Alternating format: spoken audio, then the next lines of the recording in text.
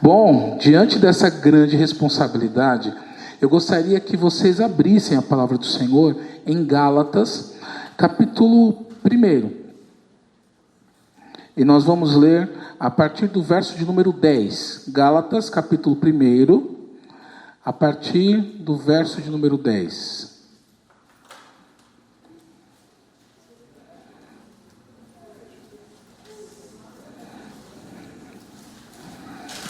Gálatas capítulo 1, a partir do verso 10, eu não sei qual a versão que os irmãos usam, eu uso a ARA atualizada, então se houver alguma divergência aí, essa é a minha versão. Diz assim o texto sagrado: porventura procuro eu agora o favor dos homens ou de Deus? Ou procuro agradar a homens? Se agradasse ainda a homens, não seria servo de Cristo. Faço-vos, porém, saber, irmãos, que o evangelho por mim anunciado não é segundo o homem. Verso 12. Porque eu não o recebi, nem o aprendi de homem algum, mas mediante revelação de Jesus Cristo. Porque ouviste qual foi o meu proceder outrora no judaísmo, como sobremaneira perseguia eu a igreja de Deus e a devastava. E na minha nação, quanto ao judaísmo, avantajava-me a muitos da minha idade, sendo extremamente zeloso das tradições de meus pais. Quando, porém, ao que me separou antes de eu nascer e me chamou pela sua graça, aprove revelar seu Filho em mim, para que eu pregasse entre os gentios sem detença. Não consultei carne e sangue, nem subi a Jerusalém para os que já eram apóstolos antes de mim, mas parti para as regiões da Arábia e voltei outra vez para Damasco. Decorridos 3 anos, então, subi a Jerusalém para avistar-me com Cefas, e permaneci com ele 15 dias. E não vi outro dos apóstolos, senão Tiago, o irmão do Senhor. Ora, acerca do que vos escrevo, eis que diante de Deus testifico que não minto. Depois fui para as regiões da Síria e da Cilícia. E não era conhecido de vista das igrejas da Judeia que estavam em Cristo. Ouviam somente dizer: aquele que antes nos perseguia, agora prega a fé que outrora procurava destruir, e glorificavam a Deus a meu respeito. Nós vemos, portanto, Gálatas, capítulo 1, do verso 10 ao verso de número 24. Vamos orar? Senhor, obrigado por estarmos aqui, a fim de sermos instruídos por Tua palavra. Que o Teu Santo Espírito ilumine, ó Deus, a nossa mente e o nosso coração, e que esse seja um momento de enlevo espiritual, de edificação, e que saiamos aqui alegres, regozijando e obedientes, submissos à Tua palavra. Em nome de Jesus que nós oramos, muito agradecidos. Amém. Quero falar sobre a surpreendente graça. Cantamos sobre graça aqui. E como que definimos graça? Definimos graça normalmente como favor imerecido. E eu diria que a graça é um favor imerecido, porém necessário. Nós carecemos dela. E é importante falar sobre graça, e louvo a Deus pela iniciativa da igreja e pela ideia do pastor de fazer alusão à reforma protestante. É interessante como Satanás inverte todas as coisas. Se eu sair com uma camiseta com arco-íris, vocês vão achar o quê de mim? Então eu não saio, tá bom?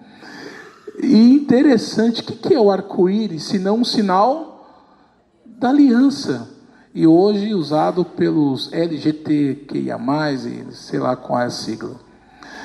A sexualidade vista como pecado, tanto que a Igreja Católica oficialmente diz que se o sexo não servir para a procriação é pecado. Sim, esse é um dos objetivos do sexo, mas é bênção de Deus dentro da esfera do casamento. Vejam como Satanás distorce todas as coisas. E aí se eu te pergunto, o que nós comemoramos dia 31 de outubro? Hã?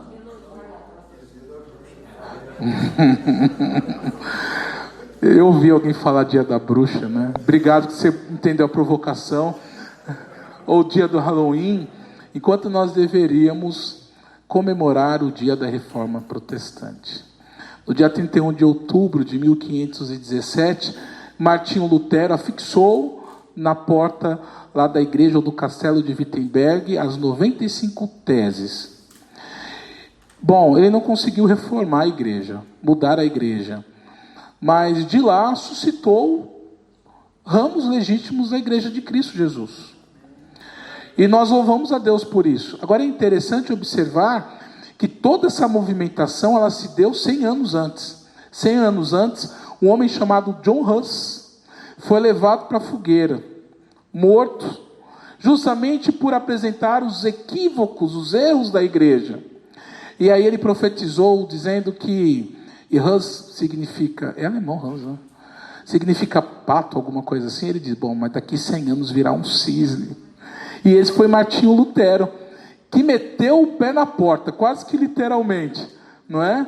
Com ele nós temos oficialmente a entrada, a abertura, né? O início daquilo que nós chamamos de reforma protestante, ou isso, reforma protestante. Bom, diante de tantas informações que nós poderíamos compartilhar aqui, eu gostaria de ler um trecho de uma biografia de Martinho Lutero, que diz assim: na tempestade de fogo que se fomentava, Lutero chegou a uma dramática ruptura. Em meio à sua luta interna, começou a se concentrar em Romanos 1,17. Visto que a justiça de Deus se revela no Evangelho, de fé em fé, como está escrito, o justo viverá pela fé.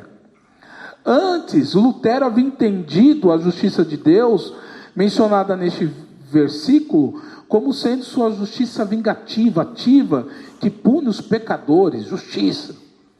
Ele admitiu que odiava essa justiça de Deus, segundo o seu entendimento.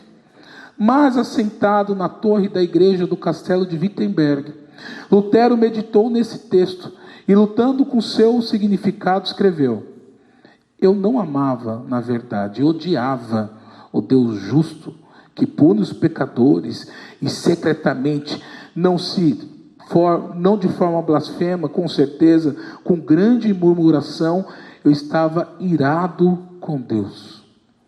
Mas finalmente, ao meditar de noite e de dia pela misericórdia do Senhor, prestei atenção ao contexto das palavras, ou seja, nela a justiça de Deus é revelada. Conforme está escrito, aquele que pela fé é justo, viverá. Então, senti que eu nasci totalmente de novo e havia entrado por portões abertos no próprio paraíso. Na verdade, Lutero, a princípio, teve o entendimento de que o Senhor simplesmente punia. E claro, o Senhor pune, castiga, pesa a mão. Mas o Senhor salva. Ele é um Deus gracioso e nos justifica através do Filho. E é isso que implica em dizermos que o justo viverá pela fé. Nós somos salvos por mérito dele. Eu estive entre a vida e a morte há cerca de quase 5 anos. Eu não sei quantos aqui contraíram Covid. Eu peguei Covid e fiquei entubado 27 dias. Fui pronado, quase morri. Minha esposa separou a roupa do velório.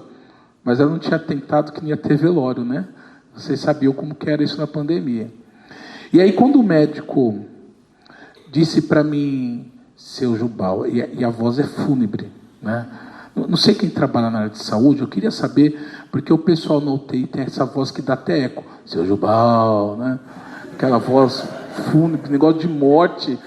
E aí, depois de tanta luta, a enfermeira, a médica disse assim, ou a médica me disse, nós vamos ter que entubá-lo. E aí diz assim, o protocolo deixa um recado para sua esposa. Eu falei, lascou, né? E eu, como um bom presbiteriano, tive certeza que ia para o céu. Eu terminei as bases. Eu só tive tempo de uma coisa, Senhor, me perdoa e cuide da minha família. Só isso. Sabe por que isso acontece? Porque quando nós olhamos para nós mesmos, conforme disse o mesmo Martinho Lutero, nós achamos que vamos para o inferno. Mas quando nós olhamos para a graça de Cristo Jesus, nós temos certeza que vamos para o céu. Amém? Amém. E é assim que é. A graça é surpreendente. E esse É assim que eu formulo a grande ideia desse texto. A graça é surpreendente. E por que a graça é surpreendente? Há dois ensinos aqui neste texto. Do verso 10 ao verso 17, Paulo, dando uma autobiografia, ele fala da origem da graça. Nós já definimos graça. E aí Paulo fala da origem da graça. E aí do verso 18 ao verso de número 24, o apóstolo Paulo fala de uma implicação da graça divina. Nós podemos chamar a graça de o amor de Deus, tá bom? Né? Porque a expressão maior dessa graça é o amor de Deus na cruz, através do seu Filho Jesus. Mas vamos ao primeiro ensino. Eu falei que do verso 10 ao verso 17, fala sobre o quê? Obrigado, muito bem, a origem da graça. O que Paulo fala sobre isso? Verso 10. Porventura procuro eu agora o favor dos homens ou de Deus? Quem nós queremos agradar? A Deus ou aos homens? O Senhor Jesus Cristo diz que nós não deveríamos temer a homens, mas nós deveríamos sim temer aquele que pode enviar a nossa alma para o inferno. Ele é quem nós devemos temer. E algumas vezes é temer no sentido de respeitar, mas outras vezes é no sentido de ter medo mesmo. Graças a Deus que muitas vezes eu tive medo de cometer alguns pecados. Sim, graças a Deus. O importante é que Deus nos limite através da sua graça, não permitindo que nós caminhemos a passos largos para o inferno. Então Paulo deixa bem claro que o seu interesse em servir o Senhor, em pregar o Evangelho, em expor o texto sagrado, em testemunhar, era agradar a Deus. Sim, nós nos sujeitamos às autoridades, a autoridade eclesiástica. Nós devemos submeter a toda e qualquer autoridade, desde que essa autoridade não contrarie princípios bíblicos. Eu só sou autorizado a desobedecer qualquer autoridade se obedecer essa autoridade consistir em desobedecer a Deus. Mas nós devemos, sobretudo, querer agradar a Deus e não pessoas. O apóstolo Paulo sabia que agradar a Deus, que agradar a todos, se ele tentasse agradar a todos, a sua tentativa seria frustrada. Se ele agradasse homens, ele não seria servo de Cristo, é o que diz aí no verso de número 10, no final do verso. Se agradasse ainda a homens, não seria servo de Cristo. E às vezes, nós queremos nos sujeitar ao crivo das pessoas. Somos uma igreja centenária. E a tradição, ela é importante. Eu levo muito a sério a tradição. Aliás, eu sou extremamente tradicional. Mas a tradição, ela nunca pode ser colocada no mesmo patamar que as Escrituras. Se você conversar com um católico romano, ele vai dizer que a tradição ela é colocada no mesmo patamar das Escrituras. Isso é errado. Isso é pecado. Mas na prática, para um católico romano, a tradição não está no mesmo patamar, ela está acima. Porque aquilo que o Papa disser é lei, independente do que as Escrituras nos ensinam. Isso chama-se legalismo. Deixa eu definir legalismo com você. Legalismo é a tentativa de reduzirmos a graça de Deus. A graça de Deus não é surpreendente? Quando nós tentamos reduzir a graça de Deus a achismos, a crivos humanos, e aquilo que nós carregamos a nossa tradição, e a tradição por si só não é ruim, mas a Bíblia é a palavra final de todas as coisas. Sabe algo que às vezes a gente ouve, mas chega a doer? Mas sempre foi assim. E não pode ser mudado. Não precisa ser mudado, claro que não. A tradição precisa ser respeitada. Mas sempre foi assim. Cuidado, para não reduzirmos a graça de Deus a regras, a leis. Como se a nossa salvação dependesse de nós, de aprovação de homens, e não de Deus.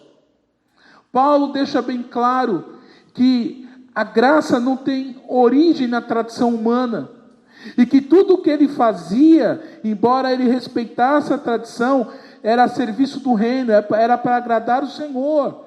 E aí no verso 11 ele diz: faço-vos, porém, saber, irmãos, que o evangelho por mim anunciado não é segundo o homem, não é invenção de pessoas. Até a sua conversão, Paulo agiu de forma violenta e hostil à igreja e ao cristianismo, matando crentes. E ele fala disso no verso de número 13, o quanto ele perseguia a igreja de Cristo. Mas olha como ele diz, verso 13, porque ouvistes qual foi o meu proceder outrora no judaísmo. O que ele está dizendo é, houve um tempo em que eu não entendia a graça do Senhor, eu queria servir a homens. E os homens diziam que os cristãos precisariam morrer, e por isso eu os matava. Paulo, ele era religioso, mas ele não era crente. Tem gente que não gosta da expressão crente, mas eu gosto demais. Alguém diz, não, até o diabo crê. Não, é verdade, até o diabo crê. Mas quando nós falamos de crente, pelo menos aqui no nosso país, nós entendemos o pastor Ricardo usou a expressão reformado raiz, alguma coisa assim, né? É o crente raiz, né? Que carrega a Bíblia debaixo do braço. Eu sempre gostei de Bíblia marrom desde a infância, mas aquela Bíblia de capa preta, né? É o crente, aquele, não é? Hoje você falar de evangélico é tão vago, que todo mundo é evangélico, né? Um evangelho tão light, tão banalizado. Mas ok. Ser religioso não é o mesmo que ser crente, não é o mesmo que ser cristão, não é o mesmo que amar a Cristo. Você pode amar a igreja, amar a comunhão, amar inclusive carregar a Bíblia no braço, mas não ter uma vida transformada. Você não é salvo meramente pelo nome da sua família, ou pelo tempo que você está na igreja, mas você é salvo pela graça, e Paulo deixa isso claro, que houve o tempo em que ele era religioso, o tempo do judaísmo, mas essa religiosidade não consistia em verdadeiro cristianismo. E aí ele diz no verso 14, sendo extremamente zeloso das tradições de meus pais. E ser extremamente zeloso da tradição dos seus pais consistia em matar os crentes. Aliás, Paulo foi um dos responsáveis pela morte do diácono Estevão. As tradições dos pais diziam respeito às tradições judaicas, não tinham nada a ver com as escrituras. Então, não idolatre a ortodoxia, sabe? Sim, seja um crente fiel, que ama as escrituras, que estuda as escrituras, mas saiba que a sua salvação se dá por meio da graça.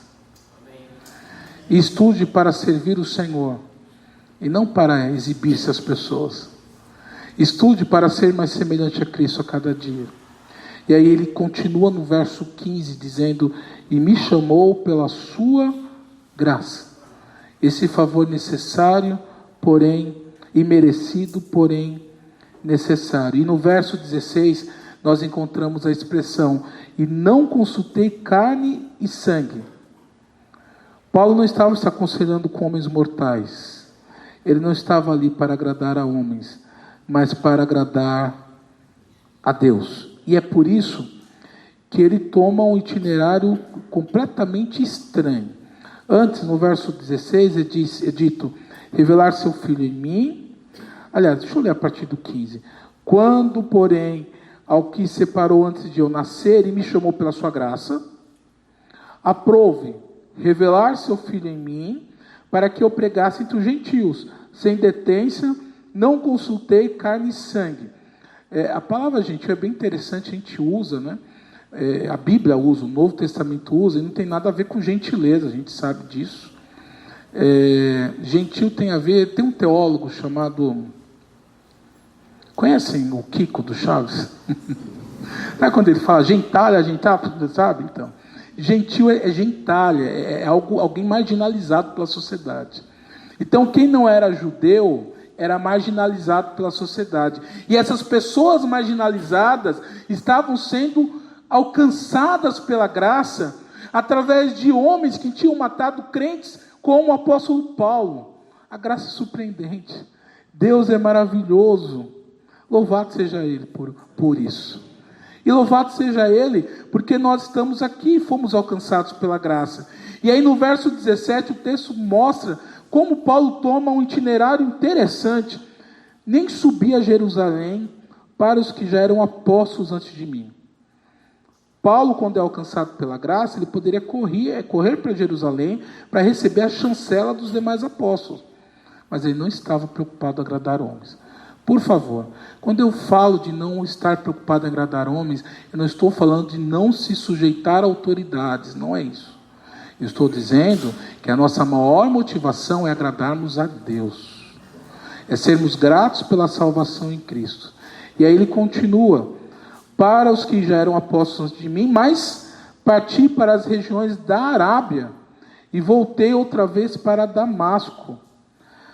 Bom, interessante, o que ele foi fazer lá na Arábia, né? Eu sei que esse foi um tempo em que Paulo esteve no seu seminário. Ali ele estudou as Escrituras e refletiu sobre a origem da graça. E lá ele esteve com Pedro e o encontrou por 15 dias. Eu queria muito eu podia ser até uma barata, para saber e para ouvir um pouco, misericórdia, né? Para ouvir o que Paulo e Pedro conversaram nesse período. Que bênção, que bênção. E aí ele relata que viu Tiago, irmão de Jesus, e depois foi para as regiões da Síria e da Cilícia, porque ali ele se dispôs a pregar o Evangelho. Bom, qual é a origem da graça? A origem da graça não é homens, não é carne e sangue. A origem da graça não está nas tradições humanas. A origem da graça é Cristo Jesus. E Paulo deixa claro que ele foi alcançado por essa graça. E por isso que ele se dispôs a agradar a Deus e não a homens. Mas eu quero compartilhar com vocês o último ensino desse texto, que eu vou chamar de implicação do Evangelho da Graça. A origem não está nas tradições, e sim em Cristo. E qual é a implicação? Há várias implicações, mas Paulo destaca pelo menos uma aqui. Então, no verso 18 diz: decorrido 3 anos. Esse foi o tempo que Paulo passou lá na Arábia, em Damasco. Então subi a Jerusalém para avistar-me com Cefas e permaneci com ele 15 dias. Então, ele refletiu sobre a graça, se sujeitou à autoridade. Pedro era o representante do colégio apostólico. É claro que em outro trecho nós vemos Paulo repreendendo Pedro, mas ele se submete à autoridade de Pedro. Ele de fato aprende muitas coisas com Pedro neste encontro e nesse seminário intensivo. Aí o texto continua: e não vi outro dos apóstolos, senão Tiago, irmão do Senhor, conforme já havia mencionado. Ora, acerca do que vos escrevo, eis que diante de Deus testifico que não minto. Depois fui para as regiões da Síria e da Cilícia. Há 2 palavrinhas aqui diferentes, bonitas ou feias, dependendo do ponto de vista. Uma é ortodoxia, que é o apego à doutrina, ao ensino. A outra palavra é ortopraxia. Não é nenhum termo médico, tá? Mas tem a ver com a prática da ortodoxia. É importante que nós saibamos que o cristianismo não é uma roupa que nós penduramos no cabide e colocamos apenas para ir para a igreja. Tem um livro do Jonas Madureira, bem conhecido, chamado Inteligência Humilhada. É isso, né? E é interessante, porque à medida que nós estudamos as Escrituras, nós nos humilhamos. Mas há pessoas que acham que é Deus. E há outras pessoas que têm certeza que são. Mas à medida que nós crescemos na comunhão com o Senhor, no conhecimento das Escrituras, nós nos colocamos no nosso lugar. Porque vemos o quanto Ele é grandioso e o quanto nós somos pequenos. Então a ortodoxia, o ensino das Escrituras, serve para que nós coloquemos em prática aquilo que temos aprendido. E a implicação que Paulo aqui nos mostra sobre a graça é a pregação do Evangelho. Que você não seja um agente secreto na faculdade. Seus vizinhos sabem que você é crente? Sabe aquela história? É bonito até. Prega o Evangelho, se possível, com palavras. É bonito, mas é muito distorcido. Porque, de fato, nós precisamos pregar o Evangelho com palavras. Não adianta você abrir a boca e não dar testemunho. Mas o Senhor quer que você pregue intencionalmente. Que você convide pessoas para vir à igreja. Chamem outras e paguem uma pizza e proponham o discipulado, sabe? Ide por todo mundo e pregai o Evangelho para toda criatura. E a ideia ali da grande comissão é indo. Que a pregação do Evangelho seja um estilo de vida e que nós nos incomodemos com aquelas pessoas que não conhecem essa graça. Paulo ficou sim aprendendo, teve um encontro com Pedro, mas logo ele correu para a Síria e para a Cilícia para pregar o Evangelho de Cristo Jesus. E aí o verso 23 diz: e ouviam somente dizer, aquele que antes nos perseguia, agora prega a fé que outrora procurava destruir. É isso que nós precisamos fazer. Nós celebramos a reforma protestante, sabendo que a origem da graça é a cruz de Cristo. Mas celebremos pregando o Evangelho, compartilhando essa graça, perdoando uns aos outros. Não há nada, não há nenhuma ofensa que alguém faça contra você que seja maior do que qualquer ofensa que você faça contra Deus. Decida perdoar, passar uma borracha, virar a página, evidenciar a graça perdoando irmãos, reconciliando-se. Não seja um crente orgulhoso, se achando a última bolacha do pacote, porque você é um crente ortodoxo da PIB do Brás. Louve a Deus por você estar nesta igreja, firme na palavra, mas não olhe para si, olhe para a graça. Chute o legalismo. Eu tenho dito costumeiramente que o legalismo, que é você reduzir a graça de Deus a regrinhas humanas, é tão pecado quanto o mundanismo, sabia? São dois extremos que são danosos contra a igreja de Cristo Jesus. Aliás, Martin Lloyd Jones, um pregador puritano, diria, quer dizer, ele não é do tempo dos puritanos, mas ele é considerado assim, um puritano, um inglês, um galês. Ele dizia que a maior inimiga da igreja é ela mesma. Isso é uma verdade. Então, louve a Deus por essa graça encontrada na cruz. Mas vá para a Cilícia, vá para Samaria, vá para Jerusalém e Judeia. Ricardo, eu tenho lembranças assim, muito especiais do ano que antecedeu minha ida lá no seminário, 1997. O pastor Ricardo Aracá, não conte para ninguém, mas ele já foi um presbiteriano um dia. Mas é segredo. Mas ele evoluiu, mas é um segredo. E a Tati estava nessa, né? A gente cantando em praça, indo em asilo, lembra? Né? Que tempo bom, que tempo bom, que tempo bom. E um pouco do meu fervor evangelístico eu aprendi contigo, meu irmão. Nós precisamos colocar em prática aquilo que nós temos aprendido. Se nós não vivemos o verdadeiro Evangelho, é porque nós não fomos alcançados por ele. Então celebremos a Reforma Protestante. Celebremos a retomada da palavra de Deus. Vivendo em Cristo. Pregando o Evangelho.